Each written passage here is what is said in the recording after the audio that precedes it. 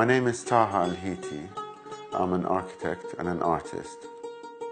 People just sometimes think that when you do a calligraphy, you just sit down and write like casual writing.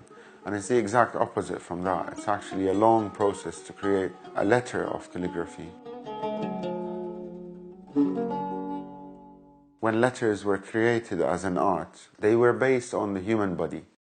The letter would have a chest, the letter would have a lower part of the body, the letter would have a neck. So you can see, for example, the alif, which is the first letter equivalent to the A in Latin. The alif in Arabic is exactly the human posture. It has the chest and the spine, which is leaning slightly forward, and it has the head of the letter. The spine, or the backbone of Islam, is the Quran, which is the holy book.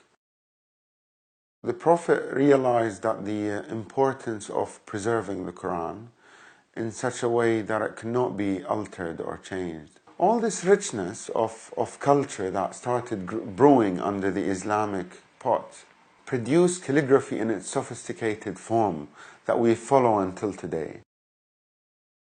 We use very strong rules and very tight regulations. Sometimes if you have a pimple on your face, you can see it clearly because it's a bump. Although it's tiny in relation to the size of your body, but you see it, you notice it, and exactly the same way in letters, no matter how big or small they are. And that's what makes calligraphy very challenging, and sometimes people could call it as a labor-intensive art because it takes a lot of hours into one sheet of paper. And the combinations of some letters with others are very hard. There are names in Arabic, or words in Arabic, which are very hard to write.